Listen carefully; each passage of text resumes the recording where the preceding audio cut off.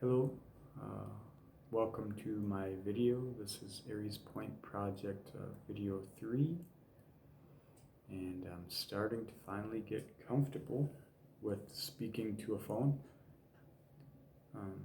The imposter syndrome is wearing off, starting to exercise out of my system. It's been quite a process, interesting journey here so far.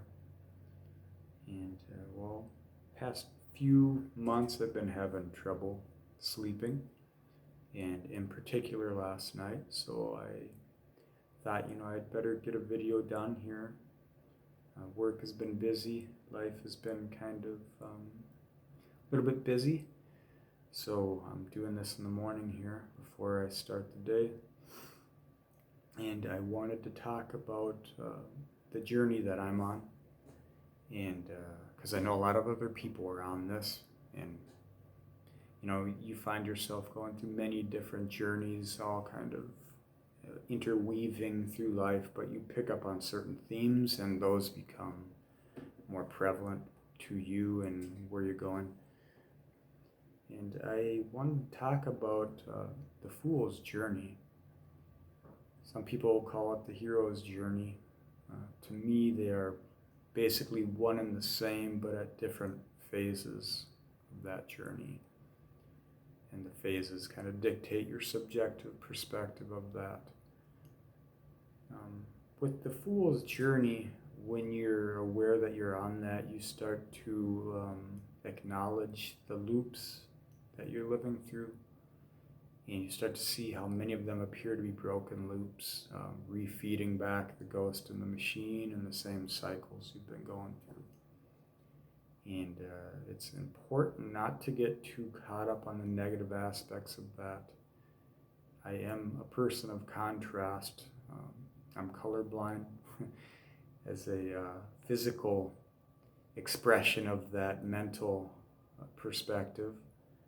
And what I notice first in life is typically the shadow, where the shadow and the light meet in that contrasted form. And when you're drawing, you kind of begin to use a little bit of mind, but then you also just kind of start to flow with the moment. And when you awake between lines or shading, whatever, you start to see the form take shape. And this is how I am with life.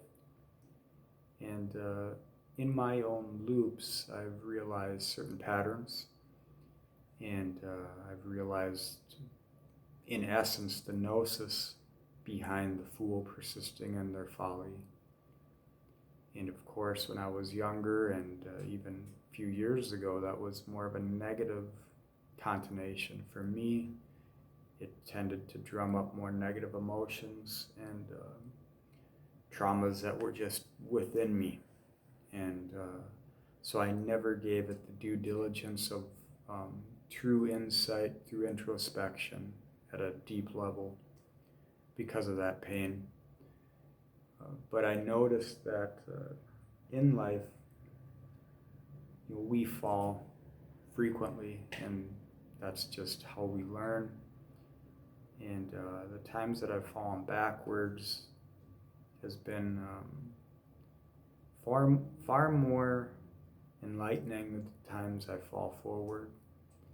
But it has also taught me the importance of falling forward. And during that process of persisting in folly, I've realized that this is basically the process of nurturing wisdom and knowledge through your own experience. And once you've come to understand that, then you can see that life is about cycles, and things don't move in a linear projection. Maybe they move forward, but they're going like this.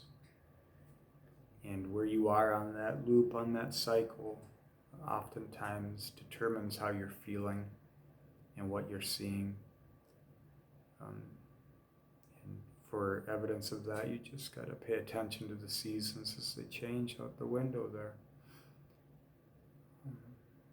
But as you go down this path on your own journeys, you'll notice that certain trends arise, certain patterns, and it's important to try and find the balance within yourself that helps you to see the outcomes as they're coming towards you, as you're going through them, and acknowledge both sides of the contrast, the negative and the positive. Oftentimes we kind of ignore the positive and focus on the negative, and I'm one of those people for sure. What that does is also a process. I don't recommend it, but what you'll find is when you focus more on the negatives, you start to feel the pressure of the history build up on you. And what that does is it's forcing growth from within. Because you're starting to get cramped for space and you need to express yourself and kind of release a little bit. And that's your cue that when you're feeling down and like there's not much to live for, there's not much hope, not many prospects, this is just the process of human growth. It always gets darkest before the dawn. And the crux of that idea essentially is that, we all fall. And it's not how many times we fall, but you've heard it said, how many times we get up, and that's what determines our stories. And if you keep that in mind, then you start to see that not every day rains. The sun does come out, and when it does come out, it's that much brighter, that much nicer. You can hear the birds, you can feel the breeze, you can smell the soil. All sorts of senses start to open up for you when you've been desensitized.